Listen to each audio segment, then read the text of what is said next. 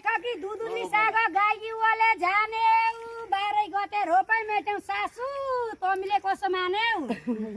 लेखकी दुधुली साग गाई युवाले जानु 12 गते रोपाई आयो तमी कसो मान्यौ ए हामीले खेत रोपी ल्यायौ तमी बिउ राखी चाउ हामी त भैरुलाई मान्न के देउ त भागी चाउ ए हाम्रो बना भैरु पुत्दा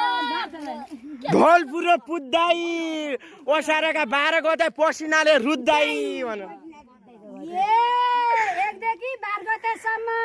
सबै खेत रोप्यौ बडुका कागत मनी कर थुप्यौ ए खेलाउनु छु छिटो छिटो गीत बन्दो छु छिटो सजाई भाइरल हुने पालो आयो मेरी ठाउँ लियो जाइ गोठालाले एग्रु बाइको खोला एनाति भेडियो गर्दै जस्तो होला होला ए लेखकी दुधुली साग गाई घियो खाओली बजै तमी भाइरल भए काठमाडौँ जाओली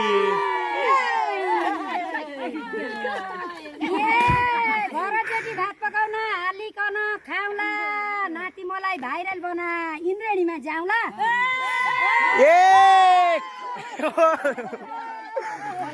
ए मैले पनि खर खाले पर रन बन बजै त काठमाडौँ जाउली भैँसा बेचिकन बाई बाई टाटा भन्नु ए घर मेरा भुइसा नै बेच्ने छैन भुइसा भुइसी त बेच्ने छैन छनाइ मेरा पैसा ए भोगेका तोड्या रोटी खान्छौ अब खान्छौ यति गोडो रोपिकन अब गर जान्छौ ए चोद्दै र डाँडाका मिर्ग पलाउनै र पाती घर जान्छु डेउडा खेल्छु आउँदै मेरो नाति ए आ तँलाई सुक्दिने छैनौ नरी रोइ खाटी खेलाउनै घर जाउँला आउँछ नौलो नाति मलाई न लागेको गोडा दोलासीले खने